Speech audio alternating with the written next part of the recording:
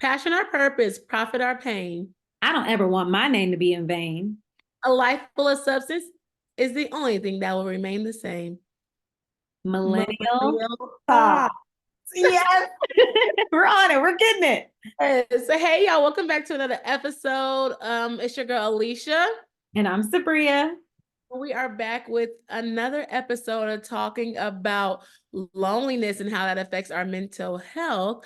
But first, we want to talk about our millennial mogul, Rachel Lindsay, who actually we talked about in our episode before. It was like the first couple episodes. We were talking about like dating, and we were talking about like deal breakers, I think, and stuff like that. And she's an author, she's an attorney, a media personality, now a podcaster. She's best known for her role as a contestant in the ABC show The Bachelor. Then it led her to being the first African American lead on the Bachelor broadcast. So she is the mogul because clearly she's doing every single thing out here. She also has a podcast, and she's a co-host of Higher Learning and Morally Corrupt. So, she has a book, Miss Me With That, Hot Takes, Helpful Tidbits, and a Few Hard Truths, Real Love. So she's just out here in her boss girl era, and we love that for her.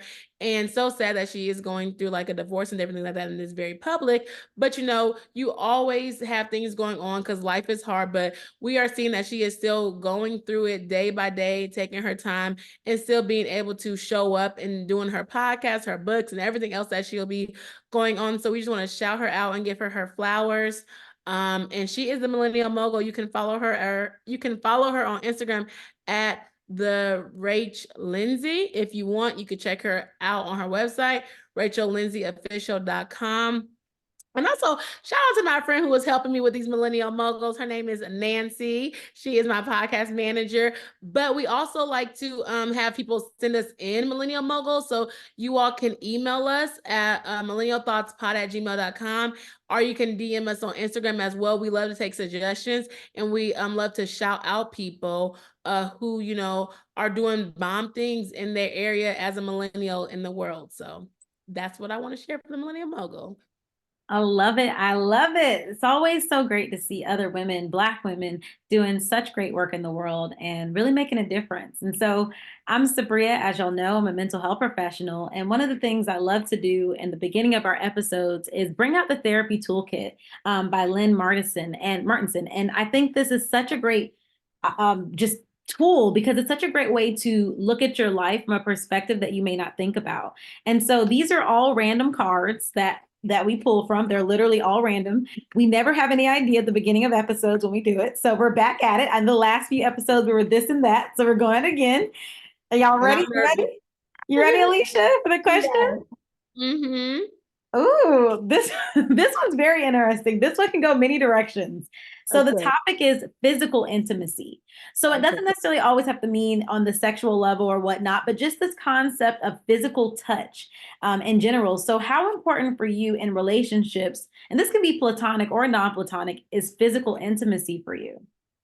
That's a great question because I just be thinking about that and like how I am, because like a lot of men are like, physical touch or whatever, like the love languages, and physical touch is like my last one or whatever. Like I didn't grow up with doing a lot of hugging or a lot of kissing and stuff like that. Like when I got older, like my parents, we would hug, I would hug my family and stuff like that. But it's just nothing that like I'm embraced. Like I'm always hugging and touching people. So like touch is not really a big like physical intimacy. Like it's not really big to me. So I don't really have a big like, oh, I need physical touch as well. But I guess like as getting older, like you can kind of think about like, oh, I guess like a hug would be great right now. Like a physical touch would be great.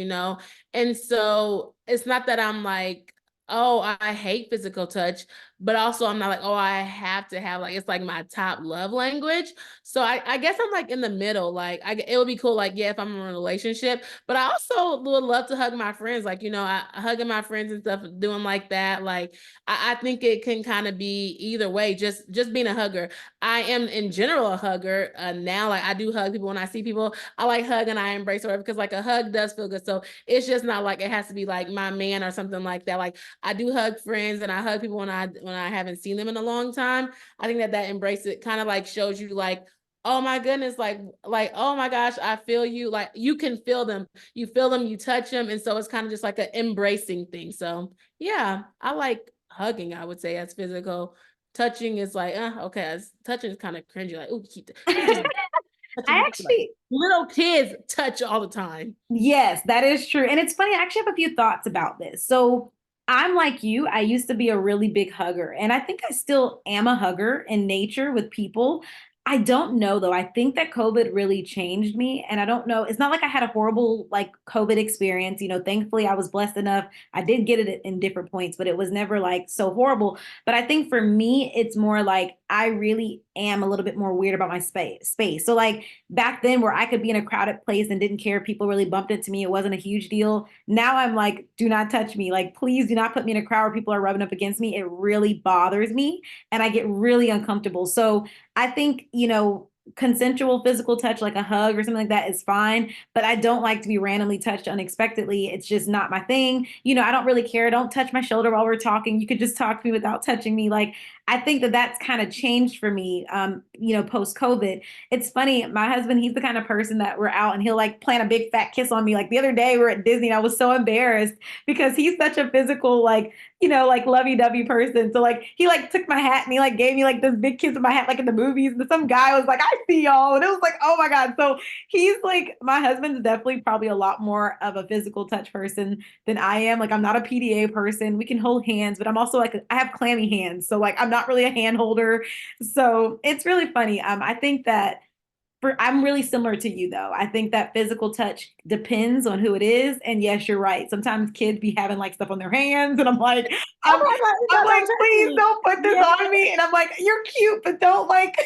Yes, two things is that one, somebody said that they was like they tweeted, they were like, even before COVID, like, why were y'all standing so close to people in line? Like, can we get some space? So now post COVID, everybody's like space. And I'm like, yeah, I'm like, if you too close, I'm like, oh, hold up, like, I don't know, you coughing. Oh, especially people cough and they don't cover their mouth. Oh, that's another Oh, thing. or when they cough on their hand and don't sanitize or do nothing with it. And Yeah, I'm like like, and I then don't you're want going people to touch touching me. me as well. But to your point, it's so funny because I watch a lot of podcasts or but it's called Is This Gonna Cause an Argument with That Chick Angel and Marcus? And they literally were just talking about PDA, public display affection. And so he doesn't like it, but she likes it. And they're talking about like getting an argument about it or whatever. But it's so funny, like the opposite. And so it's like I'm probably really not a PDA person. I will hold your hands, but I don't really do PDA in a sense though. But I'm like, watch my man be like this big PDA person. And I'm like, ciao, whatever. Like, like I'm more like, let's keep this reserved, like let's keep this out there. Cause then you see people like holding hands is cute, but when you in line and behind you, they just like kissing and all, I'd be Oh yeah, like, we don't do all that. I'm not into that. like, get We a we room were for at an event the real. other day and people were like making out all around us. And we were like, yeah, that's not really us. We'll do a little Yeah. call It's today, like, but okay, come on. We do not want to see that. Like, yeah. So I think that's kind of funny when you talk about PDA. Like, I don't mind holding hands and walking and stuff like that. But yeah, PDA is kind of just like some is it's a little, it's a lot, y'all. Go get a room. But this was a great topic because it actually ties into our focus for today. We're oh, talking, look at that. yeah, like, well, I mean, like, right? Like these cards, I'm telling you, there's something in the air with these cards because they always know how to connect to our topic. But when it comes to our concept of loneliness, we're going to be talking about today. And so, what I want to do is I want to first start off with maybe sharing, a little bit about the science of loneliness. And then I want to go into maybe sharing some stories about, how loneliness may have been a part of our lives. So we're going to jump around. We have a lot of things we want to talk about today. So according to some research, over lots of different studies, there's tons of studies out there. One study actually came to find that that loneliness is actually just as dangerous as smoking a pack of cigarettes a day. So I want to say that was like through like the National Institute, but like it's literally that's how serious loneliness can be for people. And I think people don't realize just how detrimental it can be to our physical health. It actually is something that can literally cause us to live a shorter life. There's actual studies that also show that people with dementia and Alzheimer's are more likely to develop it when or people that are older are more likely to develop dementia and Alzheimer's from loneliness. So it's a real thing. The American Surgeon General actually gave a speech about it last year and how he was very concerned about it, the US Surgeon General, because it's such a serious thing that's affecting our society. And post COVID, it's been increasing. Oh yeah, I was like, I could see the loneliness with dementia because when you think about dementia and Alzheimer's, it's something with your brain and your mind. And I do hear this because I'll be like, when I retire, I don't want to work, I don't want to work. But they said that that's kind of bad since we've been wired, we work. And so it's like with dementia, you forget things, you losing. And it's like if you're not using that muscle, it kind of goes away. So when you think Your about neurons. you think about loneliness, you're like, you're not talking to nobody, you're not around anybody. So that's the hard thing. And so I can see that. And another thing I want to say to that is as well as like with post COVID and even like our society is now it's like, I don't need no friends. I don't need no friends, no new friends. Like I could be by myself. And I'm like, that is horrible. Like you should want new friends. You should want to be around people and stuff like that. And but that creates this culture of like, I'm by myself. And that's why rent so dang high because everybody want to live by themselves. That's another topic. But it's just like but it shows like it's a privilege to live by yourself. Like they are making it so hard to live by yourself. It's so many people want to be on their own and spend, and people don't want to live together. People don't want to cohabitate together or like have roommates because people are like, oh, it's my peace, my peace, my peace. But that craves loneliness. And you can see that even why do you think social media is so big? Everybody's on their phone, everybody's sitting down, everybody bored. But you talk about TV shows together on TikTok, on Twitter, on stuff like that. But it's like we're all still sitting in our own prospective houses. And that's why you see even they can charge where they can do this. Netflix is like, oh, you can't share this, you can't share that. Like they see how much it is and how many people live on their own and stuff like that. So of course that's capitalism. But just all on to say it's like loneliness is affected because we do have these digital medias, these different things that can connect us in other ways, but then people don't see the or they don't see this, not even the science, but they don't see like what is the reason we are really together, what family in general is together. So that's kind of what I wanted to add to that because I was saying that I know that there's a difference between alone and loneliness. And so I don't know really people even really understand that like lonely being like by yourself versus like alone, you're by yourself, but you're not lonely. It's kind of confusing. But I would say that dealing with loneliness would probably be something that I would relate to with like moving a lot. So like I felt lonely like when I was in grad school because I was by myself. I didn't have any friends. I am alone, but I'm also lonely, you know, because it's like I don't have no friends. But you could be alone and not feel lonely as well, you know. So sometimes I do feel alone. I don't feel lonely all the time, but like going through that period of like being in grad school, not having friends, or like that can be lonely. I didn't let it take it over. I didn't let it take over me, but I definitely can attribute that to even like moving to Atlanta, like during the time when you like, you know, you're supposed to like get together with your family, like holidays and stuff like that. Like that could be a lonely time for people, even if they're not alone, but that's a lonely time for people. If you can't fly back home to see your family, if you don't have friends in the area and like everybody's getting together and stuff like that can really feel lonely. And so I feel like relocating to a new city can like amp up your loneliness and it can have an effect on your mental health and stuff like that if you are not like being able to build community, find friends and do different things like that. So I And think that I want to add to that definition though you talked about. I think that it is true. Alone is the state of being, whereas lonely is a state of mind. I want to clarify what you were saying, like kind of share that people, because I think that's kind of what you were getting at. That is literally what it is. And I want us to, I think closer to the end, I want to dive more into ways we can prevent it, which I love that you are already kind of calling some out. I want to add a little bit more to our definition on the science of loneliness. You brought up how older people, they're more likely to deteriorate. It's actually research because our social neurons are not growing and connecting. We all have these things called neurons in our brains and our dendrites. And the more we communicate and connect, the more our dendrites are firing. And that's a way to keep our minds going. Quick little thing I want to add before we go deeper into this is that loneliness is actually something that's been back into even the cave days. And according to history, whenever an individual was lonely, this person oftentimes was more at risk to be dead because they were alone or excommunicated from the tribe, aka they would not be able to survive in the wilderness without the support of their tribe or their family. So the brain was taught even in the early days that if I'm alone, then I am dying or I am suffering or I am not okay. So our bodies are in that fight, flight, freeze mode. And we may not even realize that when we are experiencing loneliness, that is an actual psychological response for us. And so that's why people suffer so deeply when it comes to loneliness, because it's actually kind of like it was horrible back then. And so our brain reminds us, whoa, you're alone, you're not safe. And so when you're alone, then you can't trust people. There's no sense of community. And so all you can trust is yourself. And that can be really difficult as well. So I just wanted to add that to what you were saying. And I love where we're going with this topic. I think it's a really important thing to talk about.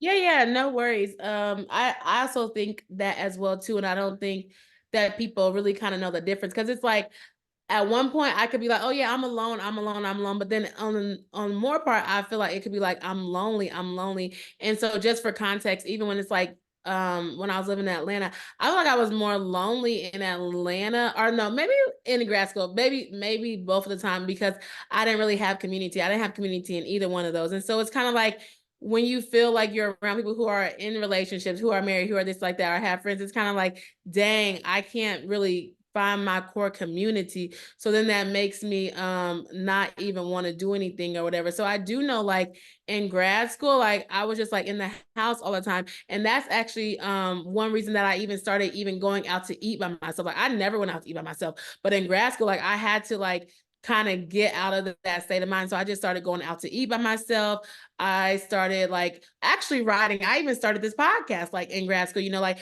I started Wow. doing different things like that because I was like, I don't want to say I was like depressed or whatever because I don't really know if that was it, but it's just like I have to do something because it just was not doing anything for me being in this place. Like I could go to Walmart and not see anybody that looked like me. I could go to class, but it's just like it was just not really like really great for me. So I feel like that is probably the first time that I really dealt with loneliness, and I didn't even know how that felt because like I came from undergrad, I was always with people, I was always hanging out, I was always doing things. And so grad school, it was just like it was a different turn of events. A And so different. it was just like hard to like adjust to grad school, and because you work during the day and go to class at night. Ooh, don't recommend. That's not easy. And it's ironic that you felt that feeling in grad school, whereas I felt that a lot more in undergrad.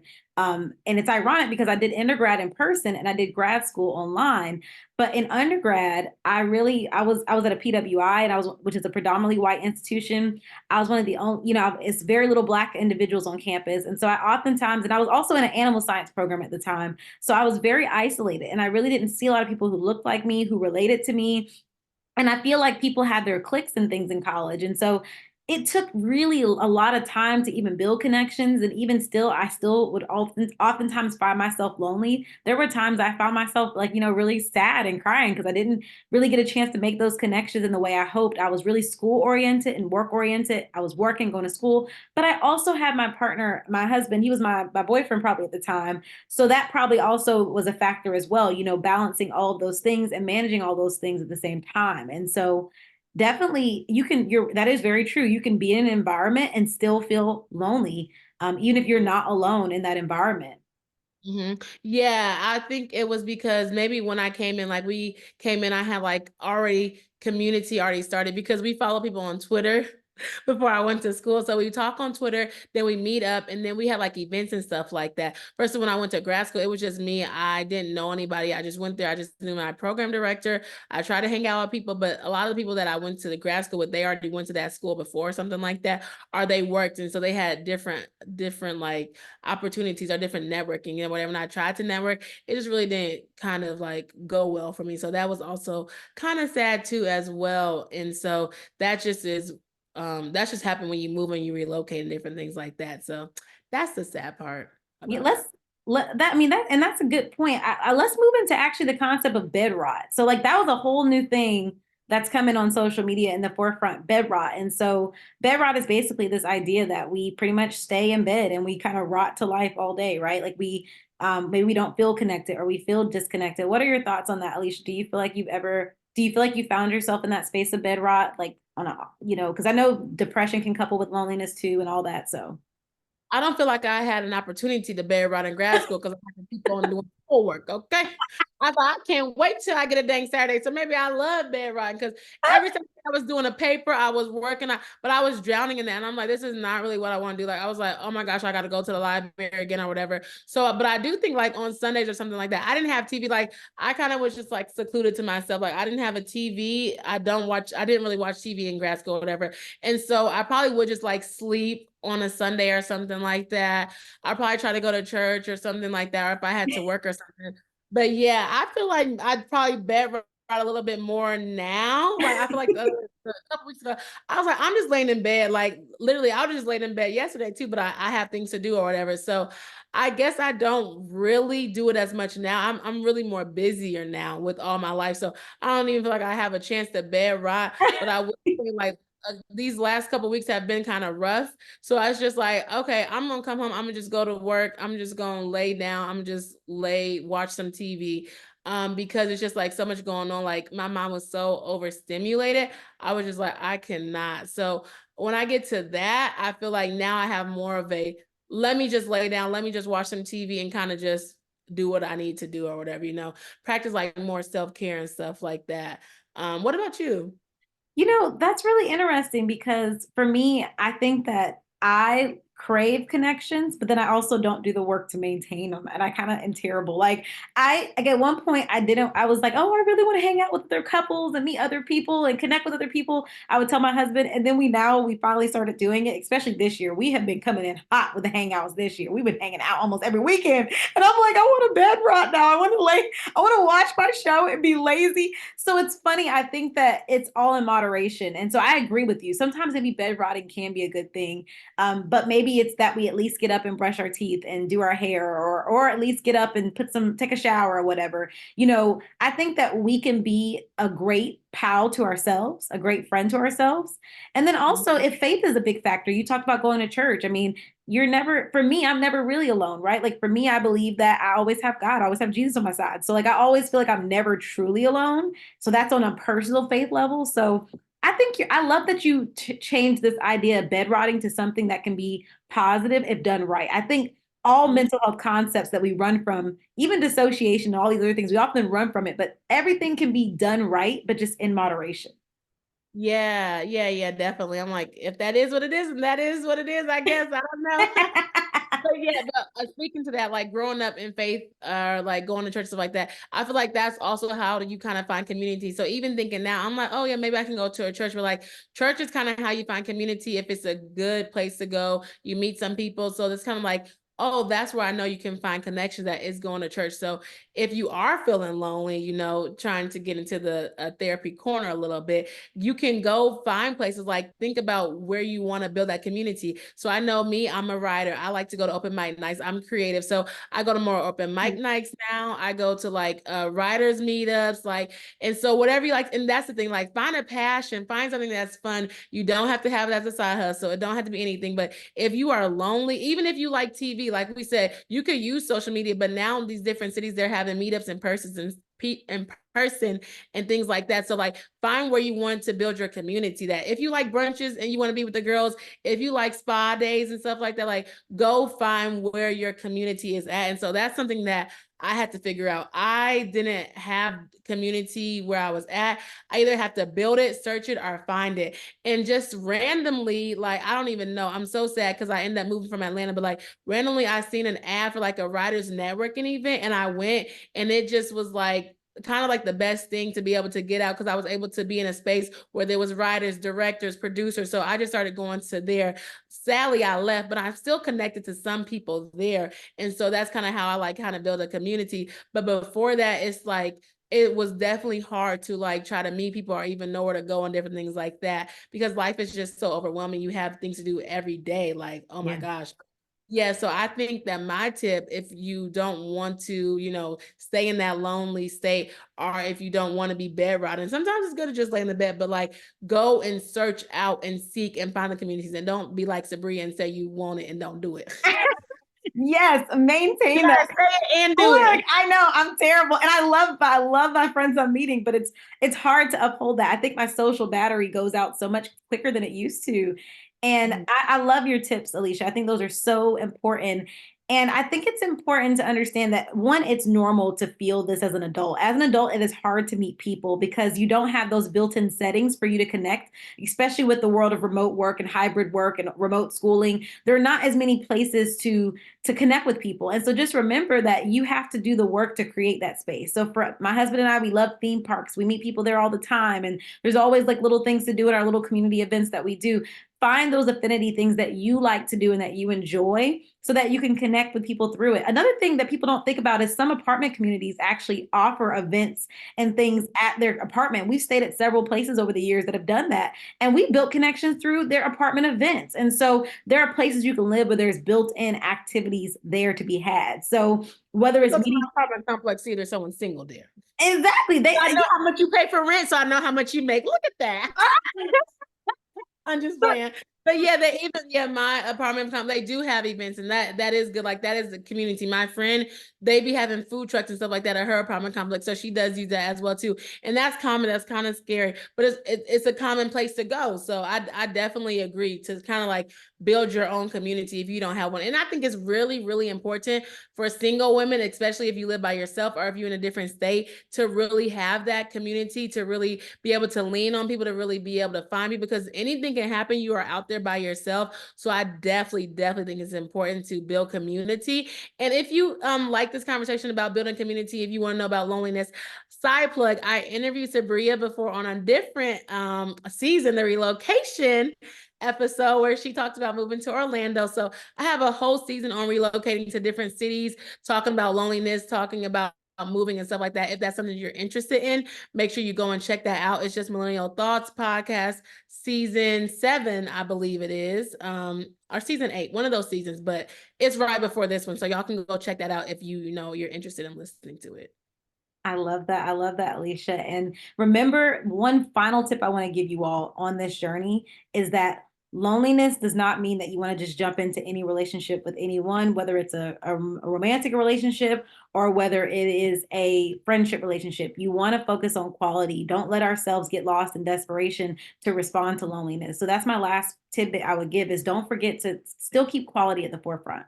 Yes, don't be desperate for no man, okay, or no relationship because you lonely. Yes, because And it's season 8, by the way. Season 8. That's the season relocation. 8, thank you. It's season 8 because you can be lonely even in a relationship. So you got to be true to yourself and to, make sure that you are not lonely within yourself. So that's why I said find it out, figure out what you want to do, and then, get into your relationship and do things like that. So yeah, that's really what we have for the therapy corner.